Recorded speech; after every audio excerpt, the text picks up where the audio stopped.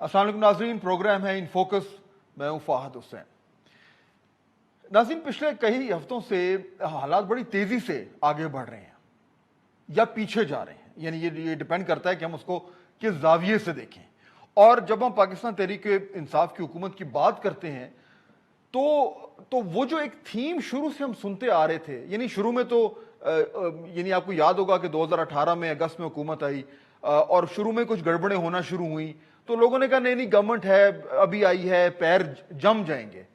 लेकिन 2 साल होने को आ रहे हैं और कुछ हो ना हो, एक लफ्ज जो है वो इस हुकूमत का पीछा नहीं छोड़ रहा, और वो है नाअहलियत, इनकॉम्पिटेंस।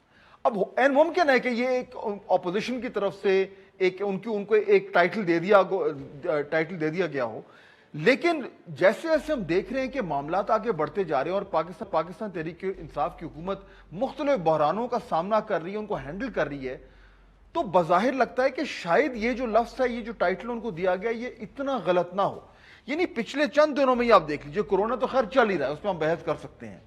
जिस तरीके से ये एविएशन का मामला, पायलट्स का मामला हुआ, यानी कि जहाज क्रैश हुआ है, उसकी रिपोर्ट हो रही है, रिपोर्ट को अनवेल करते हुए एकदम पायलट्स का नाम आ गया। अब वो पायलट्स को अगर उन्होंने गलती की है तो उनको ग्राउंड करना चाहिए, वो अलग कहानी है, लेकिन इस मामले को डील कैसे किया गया, यहां पे एक बहुत बड़ा सवाल है।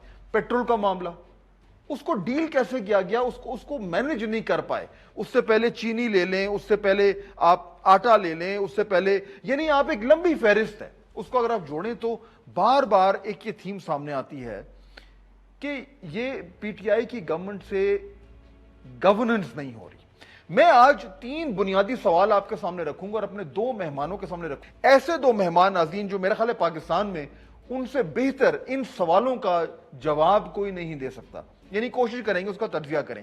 पहला सवाल यह है कि ये जो पीटीआई का एक्सपेरिमेंट था, और मैं इसको एक्सपेरिमेंट इसलिए कह रहा हूं क्योंकि ये एक नई चीज है, एक नया लीडर, एक तहरीक जो 20 साल से गवर्नमेंट में नहीं आई थी, उसमें कुछ पुराने लोग लाए गए, जोड़ा गया, तो एक एक्सपेरिमेंट था, उसको कामयाब होना था। क्या ये कामयाब हो रहा है एक्सपेरिमेंट? पहला सवाल। दूसरा सवाल, ये जो हम नाअहली की बात करते हैं आए दिन, इसकी वजह क्या है? कभी हमने ये सोचा क्यों है? मैं पहले भी हुकूमतें गुजरी हैं, पीपल्स पार्टी का हम जिक्र करते थे कि उन्होंने भी बड़ी नाअहली की बहुत मिसालें दिखाई, लेकिन ये जो इस गवर्नमेंट के हवाले से जो बार बार कहा जाता है कि इनकॉम्पिटेंट है, वजह क्या है? और तीसरा सवाल इन दोनों को जोड़कर कि अगर हम आज 2 साल का टाइम खत्म हो रहा है, यहां पे अगर ये एक्सपेरिमेंट जो है ये नहीं चल पा रहा, तो क्या गड़बड़ हुई?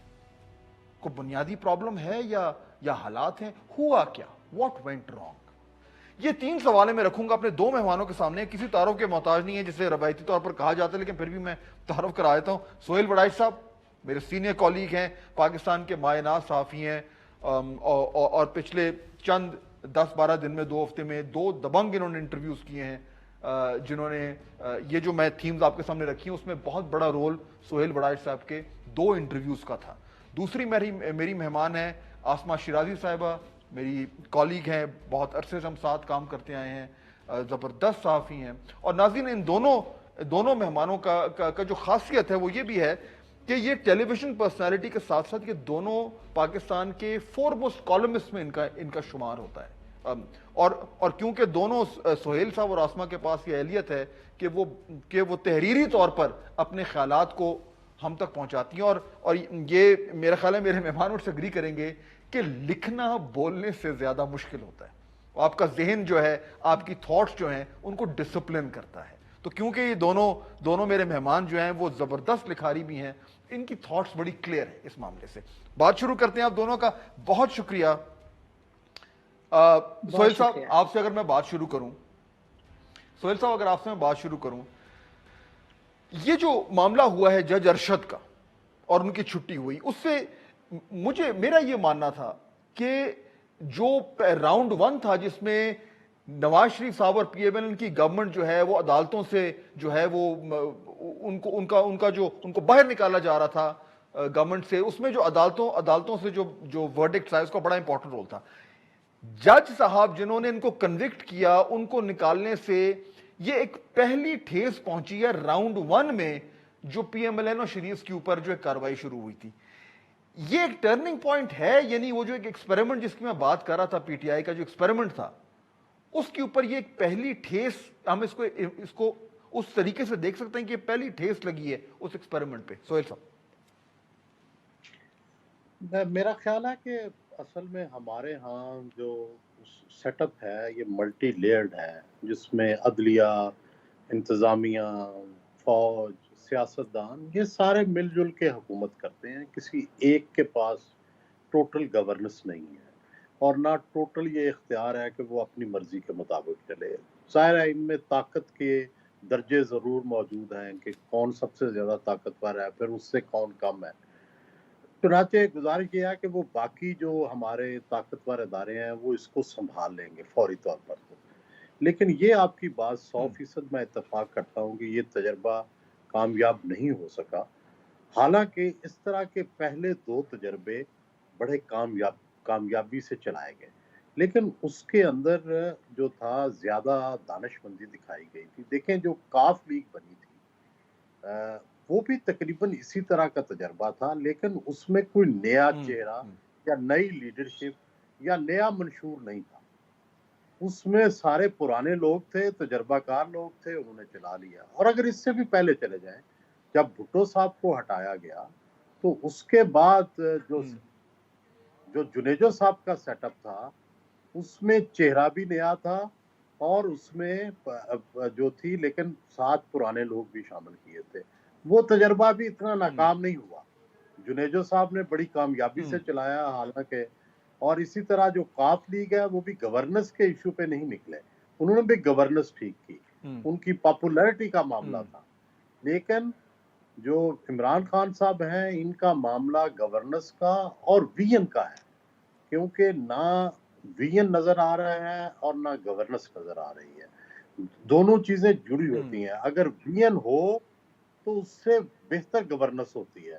کہ فرض کریں آپ، پہلے تو سوال یہ ہے کہ تحریک انصاف کرنا کیا چاہتی ہے. اچھا فرض کریں نواز شریف کا ہمیں سب کو پتا تھا وی این، ہم اتفاق کریں یا اختلاف، کہ وہ موٹر ویز پہ بلیو کرتے ہیں، وہ پروگرس پہ بلیو کرتے ہیں، وہ چاہتے ہیں کہ انڈسٹریلسٹ جو ہیں وہ آگے بڑھیں، ملک کی ترقی، صنعتی ترقی. تو آپ دیکھیں گے کہ مشکل ترین وقت میں بھی وہ سڑکیں بنواتے رہے، وہ موٹر ویز بنواتے رہے، انہوں نے بنوایا. محترمہ بے نظیر بھٹو کو آپ دیکھیں کہ محترمہ بے نظیر بھٹو کا بھی ہمیں پتا تھا کہ وہ سوشل ایکشن پروگرام پہ بہت زور دیتی ہیں. چنانچہ ہم نے دیکھا کہ وہ دونوں ادوار میں انہوں نے سوشل ایکشن پروگرام جو ہے اس میں تعلیم پہ، ہیلتھ پہ، پرائم منسٹر کا وہ جو پروگرام تھا دیہات دیہات تک لے کے گئیں. نمک کا جو شروع کروایا کہ بچوں کو، اور ہر بندہ وہ نمک کھائے آیوڈین والا. تو مطلب وہ چیزیں ہمیں نظر آئیں ان کے وی این میں. اب آپ دیکھیں کہ میری زندگی میں یا آپ کی زندگی میں یا ہماری جو اجتماعی زندگی ہے اس میں ان کے وی این سے تو ہم ٹوٹلی پہلے سے پیچھے چلے گئے ہیں. ہماری اکانومی خراب ہوئی، ہماری ہیلتھ خراب ہوئی، ہمارا ایجوکیشن کا سسٹم خراب ہوا. تو پہلے جتنے بھی لوگ تھے، جتنے بھی اقتدار کے لوگ تھے، وہ کسی نہ کسی شعبے میں فہد صاحب پروگرس دکھا رہے ہوتے تھے. اگر وہ سڑکیں نہیں بنوا رہے تھے تو اچھا چلو جی صحت کا خیال رکھ رہے تھے. اب یہاں پہ تو پرابلم یہ آ گیا کہ کوئی وی این نہیں ہے، پھر گورننس نہیں ہے، پھر اکانومی نہیں ہے، پھر پینڈیمک ہے. اب یہ جب 4-5 چیزیں اکٹھی آ جائیں گی تو لوگ اس کو نااہلی نہ کہیں تو کیا کہیں. صحیح. یعنی اس میں اب آسما دیکھیے، سہیل وڈائش صاحب نے ذکر کیا، بھٹو صاحب کا ذکر کیا، آج 5 جولائی ہے، اور آپ نے آسما آپ نے ٹویٹ بھی کی ہے، یہ وہ دن ہے 1977 میں جب مارشل لاء لگا تھا جنرل ضیاء الحق کا، اور اس کے بعد جس طریقے سے معاملات ہوئے وہ تو ہمارے سامنے، ان کو دہرانے کی ضرورت نہیں ہے. لیکن یہ جو ایکسپیریمنٹس کی بات ہو رہی ہے، سہیل صاحب کہہ رہے ہیں، درست کہہ رہے ہیں کہ یہ ایکسپیریمنٹ جو ہے یہ اس طریقے سے نہیں چل پایا. میرا اپنا ذاتی بھی خیال ہے کہ یہ جو ایکسپیریمنٹ، اگر میں وہ کورونا کی زبان میں بات کریں کہ یہ گراف اس ایکسپیریمنٹ کا بڑی تیزی سے اوپر جانا تھا، لیکن وہ گراف اٹھ ہی نہیں سکا. یعنی کہ اگست 2018 سے وہ بالکل دھیمے دھیمے چلتا رہا، اور اس کے بعد اب وہ گراف مجھے نہیں پتا کہاں چلا گیا اس کی. تو یہ جو ایکسپیریمنٹ تھا، کیا آپ، یعنی میں نے اور سہیل صاحب نے تو اگری کر لیا کہ یہ ایکسپیریمنٹ اس طریقے سے نہیں گرو کرا. آسما آپ کے خیال میں پہلی بات تو یہ ایکسپیریمنٹ آپ سمجھتی ہیں ایکسپیریمنٹ تھا؟ اور کیا اب بھی اس میں کامیابی کا امکانات نظر آ رہے ہیں یا کرو اب فلیٹن ہو کے پلیٹو ہو رہا ہے؟ بہت بہت شکریہ فہد صاحب، آپ کے شو پہ آنا بڑے اعزاز کی بات ہے۔ جو آپ نے بھی بات کی اور سہیل صاحب نے بھی کہ یہ ایک ایکسپیریمنٹ تھا، بالکل آپ دونوں کی تجزیے سے میں متفق ہوں، لیکن ہلکا سا تھوڑا سا اس کو مزید میں ایلیبریٹ ضرور کرنا چاہتی ہوں۔ جیسے محمد خان جنیجو صاحب کا ایکسپیریمنٹ تھا، یا اس کے بعد جو مسلم لیگ قاف کا ایکسپیریمنٹ تھا، ان دونوں ایکسپیریمنٹس میں ایک فرق یہ تھا کہ سیاسی جماعتوں کی جو چھتری فراہم کی گئی تھی وہ فوجی چھتری تھی، اور باقاعدہ اس کے اوپر جو تھے وہ ڈکٹیٹرز بیٹھے ہوئے تھے، اور وہ خود اس سسٹم کو جو ہے رن کروا رہے تھے، اس لیے وہ قدرے جو ہے وہ کامیاب ہوا۔ میرے نزدیک تو مکمل ناکامی تھی، لیکن گورننس کے اعتبار سے اس میں آپ دیکھیں محمد خان جنیجو صاحب کے زمانے میں بھی نئی روشنی اسکول، اور ایک نیا جو جس طرح سے بھی سہیل صاحب نے بتایا کہ کسی نہ کسی کا کوئی ویژن ہوتا ہے، وہ ویژن وہ لے کے آئے۔ پھر انلائٹن ماڈریشن کو قاف لیگ نے آگے بڑھایا، اور کسی طور پہ اس کو بھی وہ چلاتے رہے، اور اس کے اوپر اس نظریے کی بنیاد کے اوپر انہوں نے کافی سیل آؤٹ بھی کیا اس نظریے کو۔ یہ جو ایکسپیریمنٹ ہے یہ میرے نزدیک پاپولر تھا، یعنی اس کی پذیرائی عوام میں تھی، لیکن چھتری جو تھی وہ چونکہ دستیاب اس طرح سے ڈائریکٹ نہیں تھی، لہٰذا یہ ایکسپیریمنٹ اس طرح سے کامیاب نہیں ہوا۔ اور کھلاڑی بے شک پرانے تھے، لیکن جو یہ تجربہ تھا یہ نیا تھا، اور اس نئے تجربے کی روشنی میں جو ہے وہ جس طرح کی اب آپ صورتحال دیکھ رہے ہیں، میرا نہیں خیال کہ اگر کوئی سوچنے والا یہ سوچ رہا تھا تو اس کو بھی اتنی اس وقت امید ہے یا اتنا ہی وہ مایوس نہیں ہے جتنے کہ آپ اور بہت سارے دوست اور ساتھی ہیں۔ میرا خیال ہے کہ سب کے لیے مایوسی مکمل ہے، کیونکہ وہ یہ نہیں سمجھتے تھے کہ پاکستان تحریک انصاف جو کہ باقی تجربوں کی سے زیادہ پاپولر ہے اور زیادہ اس کا نیریٹو بکتا ہے۔ مثلاً وہ نیریٹو لے کے آئے کرپشن کے خاتمے کا، مثلاً وہ نیریٹو لے کے آئے انصاف کی فراہمی کا، مثلاً وہ نیریٹو لے کے آئے نوجوانوں کا، اور ایک نوجوان کو ہوپ دینے کا، یوتھ کو امید دینے کا۔ جس طرح کا بھی الیکشن ہوا، جس طرح کی بھی بات ہوئی، لیکن اس کے باوجود یوتھ نے، خواتین نے ایک بڑی تعداد میں نکل کے متوسط طبقے نے پاکستان تحریک انصاف کو ووٹ کیا۔ تو یہ تو ایک اس حد تک کامیابی تھی، لیکن اس کے بعد جو گورننس تھی، جس کے اندر پھر آپ کو اپنے ویژن کو، اپنے منشور کو، اپنے ایجنڈے کو، اپنے مقصد کو آگے لے کے جانا تھا، اس میں ٹوٹل جو ہے وہ ابھی تک تو ناکامی نظر آتی ہے۔ آگے کا ہمیں سمجھ نہیں آتا کہ آگے کیا ہوگا، لیکن اس کی وجوہات یہی تھی کہ پریپریشن نہیں تھی، تیاری نہیں تھی، اور وہ یہ صرف یہ ایک سوچ تھی کہ صرف اور صرف احتساب کریں گے تو ہم جو ہے لوگوں کے بیچ میں پاپولر رہیں گے۔ لیکن آپ نے دیکھا کہ وہ جو احتساب کا نعرہ ہے وہ بھی بہت زیادہ پچھلے 2 سالوں میں جس طرح سامنے آیا ہے کھل کے، اس سے پہلے کبھی نہیں آیا تھا۔ تو میرا خیال ہے کہ وہ تجربہ اس حساب سے ناکام اب تک ہوا ہے۔ مستقبل کے بارے میں ہم کچھ نہیں کہہ سکتے کہ آگے بھی وہ کام کریں گے اس طرح یا نہیں کر سکیں گے۔ اچھا، یہ جو ویژن کی بات کی تھی، میں اس میں تھوڑا سا سہیل وڑائچ صاحب کے اس نقطے کو تھوڑا سا اور کھولتے ہیں۔ یہ بڑا امپورٹنٹ ہے کیونکہ ساری کہانی ویژن سے شروع ہوتی ہے۔ ایک چھوٹا سا بریک لیتے ہیں، واپس آتے ہیں تو یہیں سے گفتگو کو شروع کریں گے۔ سہیل وڑائچ صاحب اور آسمہ شیرازی صاحبہ میرے ساتھ موجود ہیں۔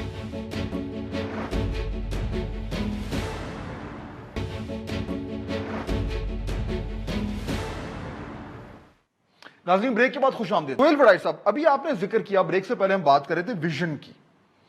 اچھا، اب اس کو تھوڑا سا مزید کرتے ہیں۔ دیکھیے، یہ بات آپ کی درست ہے، ہم بھی سوال کرتے ہیں جب بھی بات کی جائے پی ٹی آئی سے کہ جناب آپ کا کیا، آپ بتائیں آپ کا ویژن کیا ہے، وہ کہتے ہیں مدینہ کی ریاست۔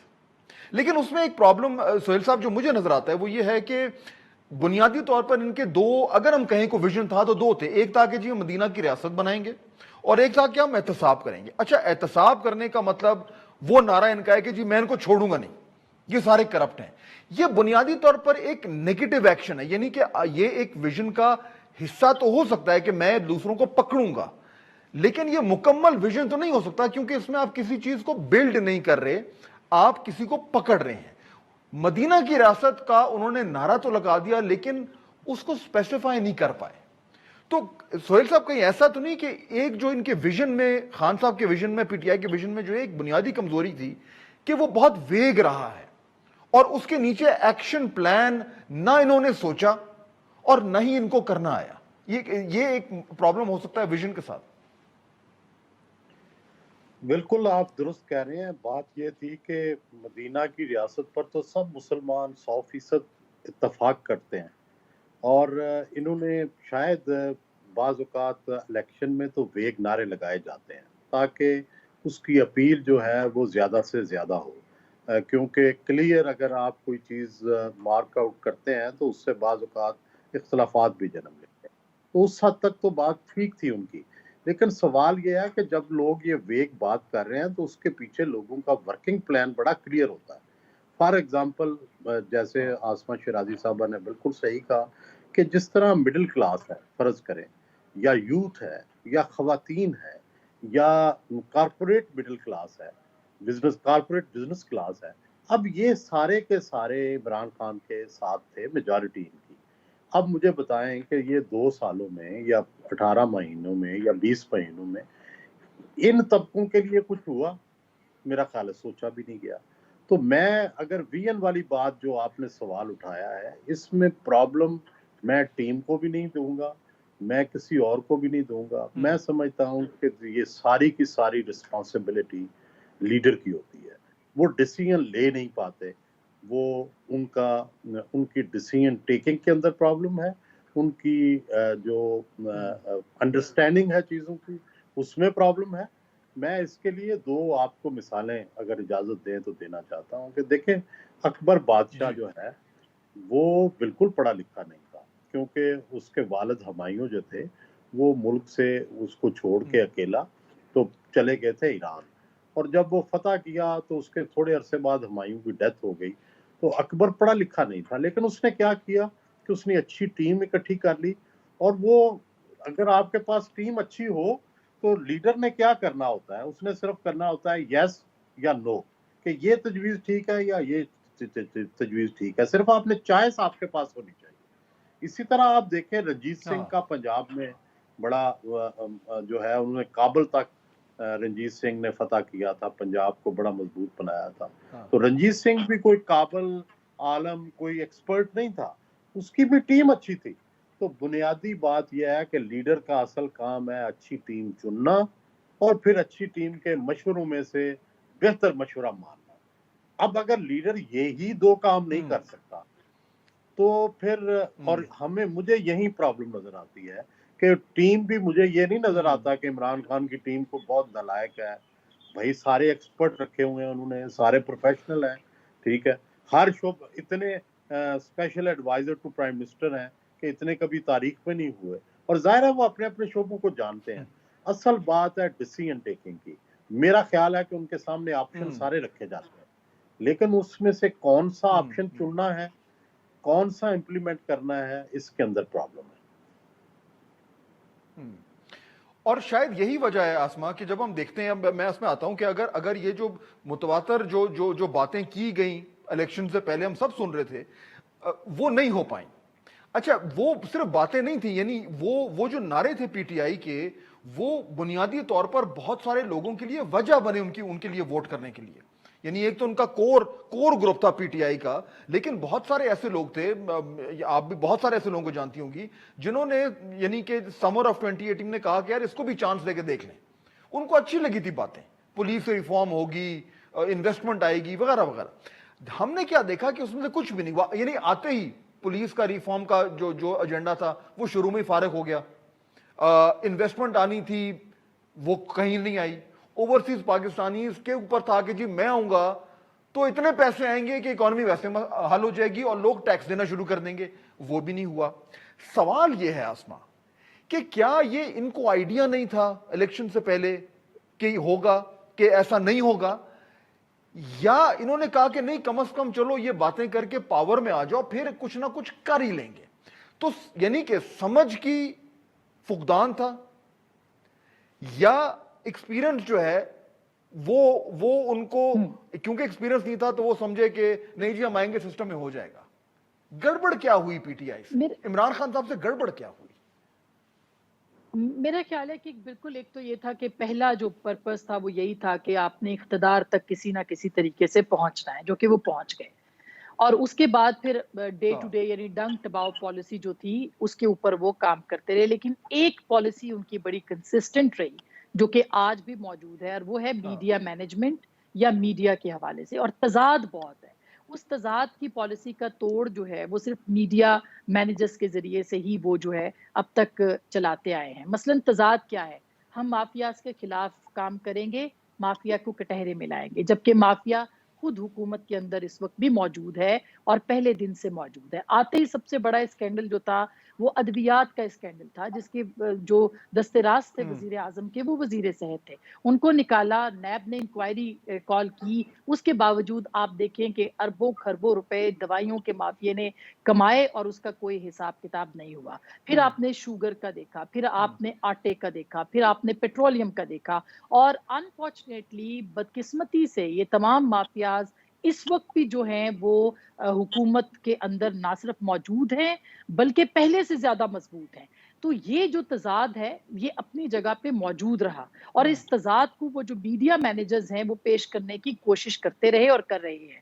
اس کا نتیجہ یہ تو ہے کہ میڈیا شاید کسی حد تک ان کے نزدیک جو ہے وہ مینیج ہو پا رہا ہے، یا جو بھی ہے، یا وہ آ کے بتا دیتے ہیں اپنی بات اور بڑے تصدیق کے ساتھ، بڑے کانفیڈنس کے ساتھ بتاتے ہیں، لیکن جو عوامی پذیرائی تھی وہ ایک ایک کر کے جو ہے وہ کم ہوتی چلی گئی، اور لوگوں کو یہ نظر آنا شروع ہو گیا کہ جو پالیسیز ہیں اس میں کھلا تضاد، جو سہیل صاحب کہتے ہوتے ہیں، وہ کھلا تضاد جو ہے وہ ان کو نظر آیا کہ یہ ہے، یوں ان کی جو پذیرائی ہے، عوامی پذیرائی، اس میں کافی حد تک جو ہے وہ کمی واقع ہو گئی۔ تو یہ جو چیز تھی ایک ڈنگ ٹپاؤ پالیسی، پھر ان کے خیال میں ان کا سب سے بڑا جو نظریہ ہے وہ ہے احتساب۔ تو آپ اپوزیشن کو پکڑ لیں گے اور احتساب کریں گے، آپ چور چور ڈاکو ڈاکو کی صدا بلند کریں گے، اور لوگ کہیں گے کہ دیکھا ہم نہیں کہتے تھے کہ صادق اور امین اس وقت جو ہے وہ اقتدار میں ہے۔ ایسا ہوتا نہیں ہے۔ آپ پاکستان کے عوام کو آپ بے وقوف ضرور سمجھتے ہیں، لیکن پاکستان کے عوام نے لمبی آمریتوں کے بعد بھی جو ہے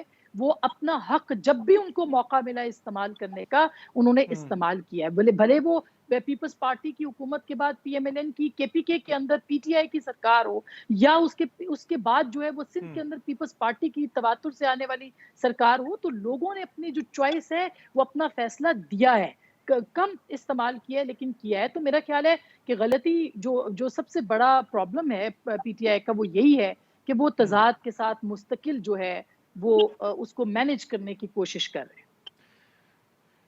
ٹھیک ہے، اچھا let's take a quick break جی۔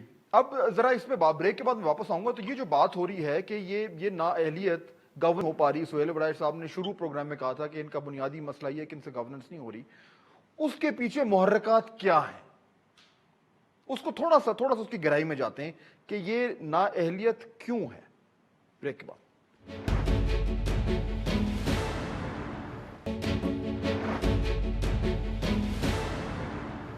ناظرین، بریک کے بعد خوش آمدید۔ سہیل وڑائچ صاحب، اب ذرا تھوڑا سا اس پہ بات کرتے ہیں کہ یہ جو نااہلی کا جو بار بار ذکر ہوتا ہے، اب اس میں جب بھی کوئی بحران آیا ہے، اور ابھی یہ پائلٹس والا معاملہ چل رہا ہے، پیٹرول کا بھی تازہ ختم، تو جب بھی یہ سوال کیا جاتا ہے پاکستان تحریک انصاف سے کہ یہ آپ سے مسئلہ حل کیوں نہیں ہو پا رہا، تو جواب 3-4 ہوتے ہیں جو پچھلے 2 سال سے ہم سن رہے ہیں۔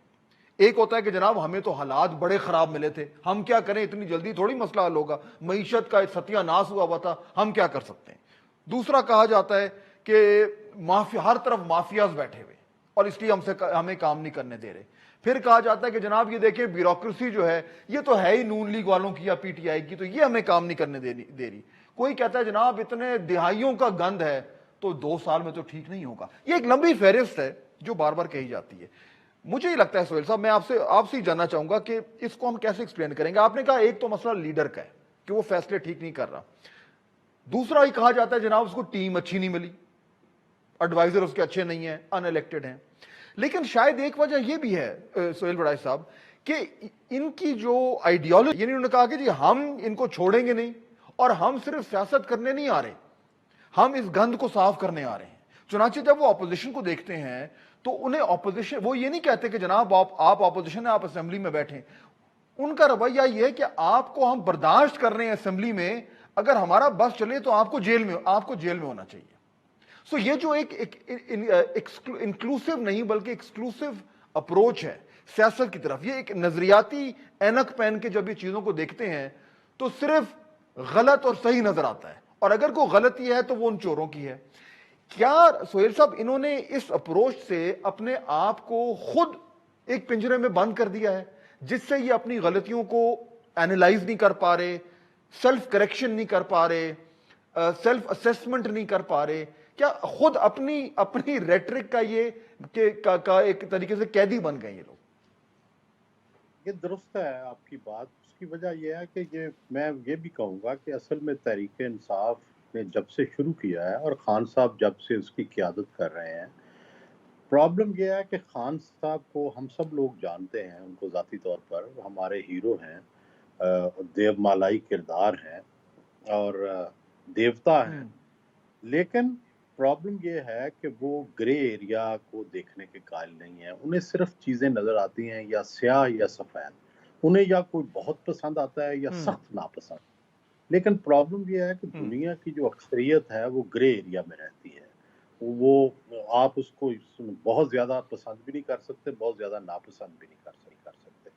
यही फॉल्ट जो है तहरीक इंसाफ के अंदर भी मौजूद है, क्योंकि लीडर से ये ट्रांसफ़र हुआ है तहरीक इंसाफ की सारी फ़िलॉसफी में कि आपने किसी को अकोमोडेट नहीं करना। कोई एक फ़िलॉसफी के तौर पे उन्होंने ये कहा हुआ है कि सबको पकड़े, सब भी बुरे हैं, सब भी फलाने हैं, मासिवाए उनके अपने सफ़ों में जो लोग हैं। और उसमें भी से जो निकलता है, आप देखें कि उस पे इल्ज़ाम किस तरह के लगाते हैं। यानी कल तक वो बिल्कुल नादाद होता था और दूसरे दिन वो करप्ट भी हो जाता है, दूसरे दिन वो माफिया बन जाता है, दूसरे दिन वो माफिया का सरगना बन जाता है। तो अब सवाल यह है कि ये इट शोज कि उनकी डिक्शनरी या उनका जो इंसाइक्लोपीडिया है उसमें दरमियान कोई नहीं है, उसमें एक्सट्रीम्स हैं। उसमें या आप इस तरफ हैं, एक तरफ हक है तो दूसरा सारा ही बातिल है। तो दुनिया ऐसे तो चल नहीं सकती, ना मुल्क ऐसे चल सकते हैं। ये तो बहुत छोटा सा ग्रुप, आप इसीलिए देखें तहरीक इंसाफ के अंदर आप देख लें, बाकी को तो छोड़ें चलें, बाकी तो सारे ही बातिल पर हैं, सब गलत हैं, सब करप्ट हैं, सब माफिया हैं। पर तहरीक इंसाफ के अंदर जो शख्स जो है वो लीडर की फेवर से महरूम हो जाता है, आप देखें उसके साथ बेचारे के साथ, अलीम खान के साथ, असद उमर के साथ, जब वो उन फेवर से महरूम हुए, आप देखें कि उनके बारे में कहा गया ये नाहल हैं। जो अलीम खान थे, इनके बारे में स्टोरियां आनी शुरू हो गई तहरीक इंसाफ के अंदर से। तो ये एक अजीब सा फिलॉसफी है और इसमें सिर्फ इमरान खान का भी कसूर नहीं है। हमारी जो मिडिल क्लास है पाकिस्तान की, अर्बन मिडिल क्लास, ये उसका प्रॉब्लम है कि अर्बन मिडिल क्लास के पास कोई सलूशन नहीं है, लेकिन उनको हर चीज़ पे एतराज़ है। उनको हर चीज़ पे एतराज़ है। सियासतदान बुरे हैं, ब्यूरोक्रेट बुरे हैं, फलाना बुरा है, ये सारे खा गए हैं लुट के, ये फलाना है, ये पैसे बाहर चले जाते हैं, ये लॉन्ड्रिंग है, और वो खुद भी उसका हिस्सा है। ठीक है, तो लेकिन चूंकि सोल्यूशन भी नहीं है, तो इसलिए सबको सूट करता है कि जहाँ बैठे, जो लोग बैठे हैं वो सारे एक जगह होके बाकी जो नहीं बैठे उनको बुरा भला कहें। यही तरीके इंसाफ है कि जो मौजूद हैं वो अच्छे हैं और जो नहीं मौजूद वो सब बुरे हैं। यही हमारी अर्बन मिडिल क्लास, जिसको ड्राइंग रूम में बैठने वाली अर्बन मिडिल क्लास कहा जाता है या अपर क्लास कहा जाता है, सबका यही मशगला है हमारा। और यही चीज़ तहरीक इंसाफ में ट्रांसफ़र हुई है और इसका एपिटोम, इसके हीरो जो हैं वो इमरान खान। लेकिन इसमें मैं ब्रेक ले रहा हूं, ब्रेक के बाद वापस आता हूं। तो आसमा शराई साहिबा से बात, सुहेल वड़ाई साहब ने बड़ी जबरदस्त बात की है कि ये अर्बन मिडिल क्लास का कुछ हद तक इशू है। लेकिन इसमें फिर ये भी नुकता है कि इस वक्त अगर पाकिस्तान तहरीक इंसाफ की गवर्नमेंट है सेंटर में और 2 सूबों में, तो वो सिर्फ और सिर्फ अर्बन मिडिल क्लास की बुनियाद पर नहीं है, यानी उसके बाहर भी उनको वोट पड़ा, उसमें इलेक्टेबल आए और वो पूरी एक यानी एक कोलिशन बनी जिसकी बुनियाद पे वो आज पावर में आए। वो उस कोलिशन का खान साहब के साथ जुड़ना, इत्तेहादी हो या दीगर वोटर हो, उसकी बहुत सारी वजूहात थी और फिर उसके बाद उनको एक बहुत बड़ी सपोर्ट भी हासिल थी। तो अर्बन मिडिल क्लास का सपोर्ट तो शायद रहे, लेकिन अगर बाकी जो एरियाज थे वो हल्के हल्के ढीले होने शुरू हो जाए तो मसला हो सकता है। ये सामने रखते हुए अगले 2-2.5 साल रह गए, क्या चीजें तब्दील हो सकती हैं? ब्रेक के बाद बात करते हैं आसमा शराई साहब से।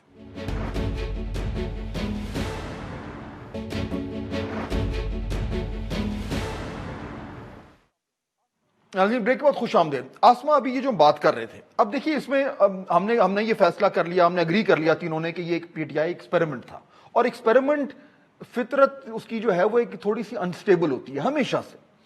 وہ ایکسپیریمنٹ جو ہے وہ اس طریقے سے چل نہیں پایا, وہ ڈیلیوری نہیں ہوئی جس کے بارے میں سوچا گیا تھا, اور جس کی بہت ساری وجوہات ہیں. لیکن آج کے پروگرام میں ہم نے یہ اس میں شامل کیا کہ کچھ پرسنالٹی ایشوز ہیں, کچھ ویژن کے پرابلمز ہیں, کچھ رویے کے مسائل ہیں. اب اگر یہ بنیادی بڑے بڑے مسائل سامنے رکھیں, 3 سال رہ گئے ہیں, آخری سال کیمپیننگ کا ہوتا ہے, 2-2.5 سال رہ گئے ہیں, یہ جو مسائل ہیں, یہ جو ایشوز ہیں, یہ جو کمزوریاں ہیں, ان کو تبدیل کیا جا سکتا ہے. کیا پی ٹی آئی اور خان صاحب ان ایشوز کو ریزالو کر کے آگے بڑھ سکتے ہیں, یا مشکل لگ رہا ہے؟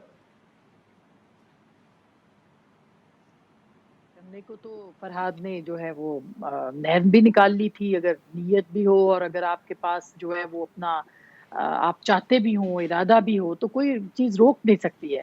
لیکن جو یہ حکومتیں ہوتی ہیں یا جو جس طرح سے ریاستیں چلتی ہیں, اس کے اندر کوئی ایک فیکٹر نہیں ہوتا جو کہ کنٹریبیوٹ کر رہا ہوتا ہے. اس میں بہت سارے فیکٹرز ہوتے ہیں جو کہ ریاست کو چلا رہے ہوتے ہیں یا جو کاروبار مملکت ہے اس کو آگے بڑھا رہے ہوتے ہیں. اس میں سب سے بڑا جو معاملہ ہوتا ہے وہ تو ہوتا ہے کہ آپ کی جو معیشت ہے وہ کتنی زیادہ اہم ہے. میں اس کو ایک سوال کے طور پہ دیکھتی ہوں کہ کیا ہمارے پاس ایسا کوئی جادو کا چراغ آ جائے گا کہ اگلے 2 سالوں کے اندر ہمارے اوپر جو بے تحاشا بے بہا قرضہ چڑھ گیا ہے اس کو ہم نے اتارنا بھی ہے اور اپنا نظام چلانا بھی ہے.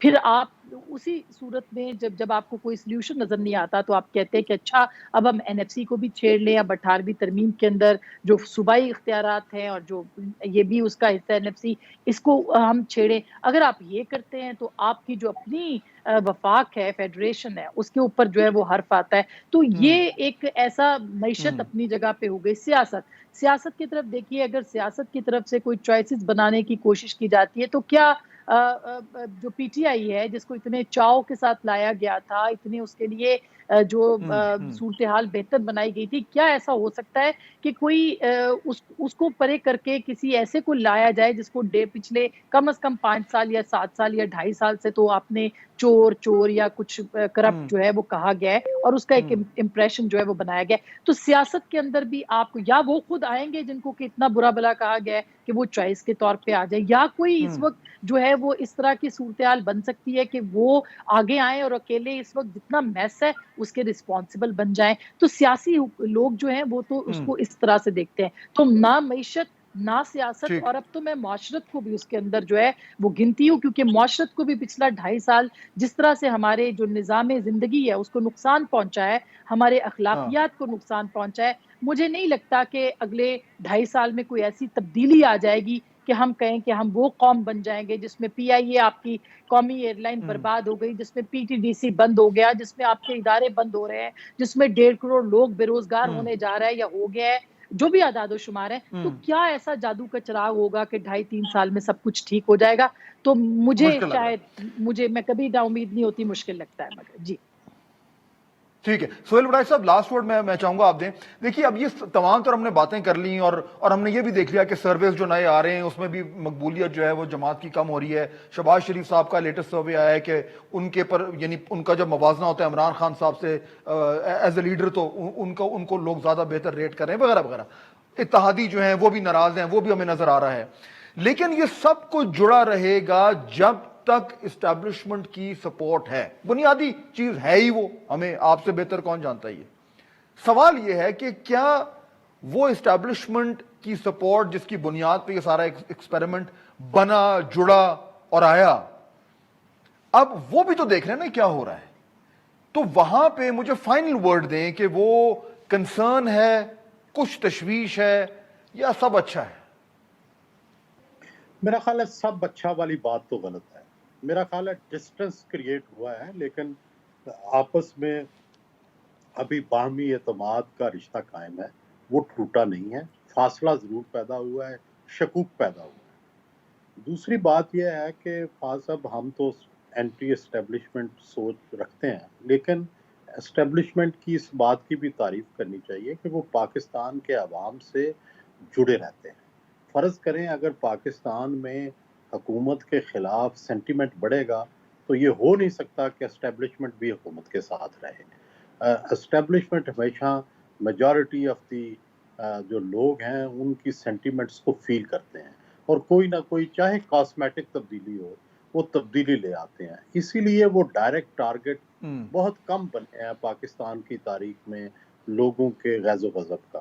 اس کی وجہ یہی ہے کہ وہ درمیان میں ہمیشہ کوئی راستہ رکھتے ہیں, چاہے کاسمیٹک چینج لے آئیں, وہ چینج لے آتے ہیں جب دیکھتے ہیں کہ حالات خراب ہونے. بہت شکریہ سہیل ورائش صاحب, آسمہ شرائی صاحب. ناظرین, میرا خیال ہے تھوڑا سا آپ کو آئیڈیا ہو گیا ہوگا کہ یہ جو مسائل ہیں ہم بات کرتے ہیں, آپ نے نوٹ کیا کہ میں نے جان بوجھ کر -1 یا -2 کی باتیں نہیں کی, کیونکہ یہ تو ایک روزمرہ کی باتیں ہوتی ہیں, لیکن جو مسئلہ ہے اس وقت وہ تھوڑا سا گہرا ہے. اگر پاکستان تحریک انصاف کی گورنمنٹ اس طریقے سے ڈیلیور نہیں کر پا رہی تو اس کے پیچھے کچھ جنون ریزنز ہیں, اور جب تک ان ریزنز کی نشاندہی نہیں ہوگی اور جب تک پاکستان تحریک انصاف کی لیڈرشپ خود ان ریزنز کی نشاندہی نہیں کرے گی تب تک معاملات ٹھیک نہیں ہو سکتے. یہ پبلک میں تو کہنا بڑا آسان ہے کہ جناب ان کی غلطی ہے, ان کی غلطی ہے, وہ چور ہیں, فلانا ہے. یہ سب یعنی ہم اپنی انڈیویجول زندگیوں میں بھی یہ کرتے ہیں کہ دوسروں کو مورد الزام ٹھہرانا, لیکن مشکل کام ہوتا ہے ڈیپ سول سرچنگ کرنا اور دیکھنا کہ معاملات کیوں نہیں ٹھیک ہو پا رہے, غلطیاں کہاں ہیں, کمزوریاں کہاں ہیں, انڈیویجول ہیں, آرگنائزیشنل ہے, انسٹیٹیوشنل ہے, پرابلم کیا ہے. جب تک پاکستان تحریک انصاف کی گورنمنٹ وہ ڈیپ سول سرچنگ نہیں کرے گی تب تک اسی طریقے سے ہم ایک بحران سے دوسرے بحران تک جیتے رہیں گے. آپ سے ملاقات ہوگی اگلے ہفتے. اللہ حافظ.